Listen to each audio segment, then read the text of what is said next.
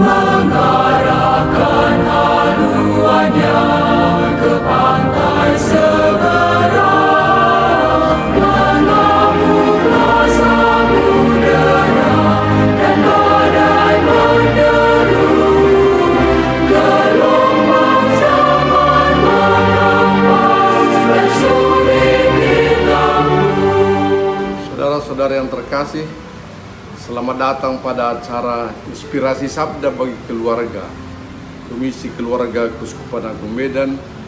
Hari ini Minggu tanggal 27 Agustus 2023. Sebagai inspirasi bagi kita hari ini, kita ambil dari Injil Matius bab 16 ayat 13 sampai 20. Setelah Yesus tiba di daerah Kaisarea Filipi, ia bertanya kepada murid-muridnya, "Kata orang, siapakah anak manusia itu?" Jawab mereka, "Ada yang mengatakan Yohanes Pembaptis, ada juga yang mengatakan Elia, dan ada pula yang mengatakan Yeremia atau salah seorang dari para nabi." Lalu Yesus bertanya kepada mereka, "Tetapi apa katamu? Siapakah aku ini?" Maka jawab Simon Petrus, "Engkau adalah Mesias, Anak Allah yang hidup." Kata Yesus kepadanya, "Berbahagialah engkau Simon bin Yunus, sebab bukan manusia yang menyatakan itu kepadamu, melainkan Bapa-Ku yang di surga. Dan aku pun berkata kepadamu, engkau adalah Petrus, dan di atas batu karang ini aku akan mendirikan jemaatku, dan alam maut tidak akan menguasainya. Kepadamu akan kuberikan kunci kerajaan surga. Apa yang kau ikat di dunia ini akan terikat di surga, dan apa yang kau lepaskan di dunia ini akan terlepas di surga." Lalu Yesus melarang murid-muridnya supaya jangan mereka memberitahukan kepada siapapun bahwa ia Mesias. Demikianlah sabda Tuhan. Terpujilah Kristus. Saudara-saudara yang terkasih dalam Tuhan kita Yesus Kristus, dalam bacaan Injil hari ini kita dengar bagaimana Rasul Petrus dipilih sebagai orang istimewa. Di atas batu karang ini aku akan mendirikan gereja, kata Yesus. Mengapa ia dipilih? Ya, kata dia yang menjawab tadi, ya, engkau adalah Mesias, katanya. Tapi lebih daripada itu, saudara-saudari, tadi menurut saya jawabnya ialah pada bacaan kedua tadi kan kita baca, "Oh alangkah dalamnya kekayaan, hikmat, dan pengetahuan Allah," katanya. Allah yang mengetahui seluruh pribadi Petrus. Karena kalau hanya kepercayaan bilang, Petrus pernah juga dia menyangkal Yesus. Sampai 3 kali bahkan dia menyangkal.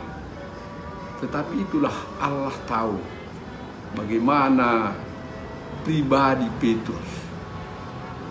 Allah yang begitu mendalam pengetahuannya, dalam hikmahnya, tak terselami keputusan-keputusannya, katanya dalam bacaan kedua tadi. Dia tahu bahwa Petrus ini dalam segala kekurangan dan kelemahannya, ia adalah pribadi yang siap mengorbankan segala-galanya, totalitas hidupnya untuk Allah. Nah, karena itu dia dipilih, saudara-saudari. Para pengganti mereka, para pembantu mereka, ya, jadi dari yang tertinggi Petrus dengan penggantinya, para Bapak Paulus sampai sekarang. Dan kemudian uskup-uskup, kemudian imam-imam. Semuanya adalah orang-orang pilihan Allah. Itu yang dikatakan dalam Injil hari ini. Dalam kelemahan-kelemahan yang mungkin mereka punyai, mereka diberi wewenang.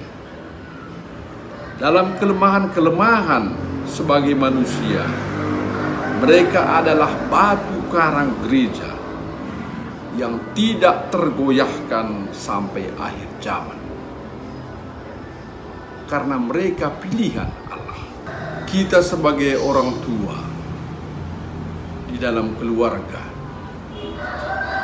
apa yang bisa kita tidak lanjuti sebagai penjabaran dari firman Tuhan hari ini, saudara-saudara? Kepada anak-anak kita, cucu-cucu kita, mari kita tanamkan sikap dan kepercayaan bahwa pimpinan gereja, magisterium, adalah orang yang berwenang menyampaikan pengajaran Yesus sendiri, dan yang menjadi landasan dan batu karang gereja dalam kelemahan-kelemahan, ya, kekurangan sebagai pribadi-pribadi anggota magisterium. Dan itu bisa saja terjadi karena sebagai manusia mereka tetap adalah makhluk-makhluk lemah. Tetapi mereka sebagai keseluruhan tetap akan merupakan batu karang yang tak tergoyahkan. Mereka adalah pilihan Allah. Sebagai umat, kita percaya dan kita mendoakan mereka supaya mereka teguh di dalam tugas dan panggilannya. Bisa saja kita sebagai umat memberikan komentar, kritik, ya, untuk perbaikan, tetapi kita tetaplah sebagai umat yang harus punya sikap dasar, hormat dan percaya bahwa mereka adalah pilihan Allah. Mereka adalah batu karang gereja yang sudah ditetapkan oleh Yesus, yang tidak akan tergoyahkan sampai akhir zaman. Sikap kita sebagai orang tua seperti ini, dan ini yang kita coba juga tanamkan kepada anak-anak dan cucu kita. Kebenaran firman Tuhan hari ini, saudara-saudari, para pemimpin gereja di tengah-tengah dunia yang tidak tahu kita bagaimana perkembangannya ke masa depan, akan tetap merupakan suara Tuhan yang menggaungkan kehendak Tuhan. Inilah gereja, saudara-saudari, dan dia didasarkan, dilandaskan pada batu karang yang tidak tergoyahkan, yakni pilihan Allah sendiri, Petrus dan para penggantinya. Amin. Keluarga tanda cinta, tanda rahmat di dunia. Keluarga gereja kecil, hadirkan cinta Tuhan. Salam, saudara. Keluarga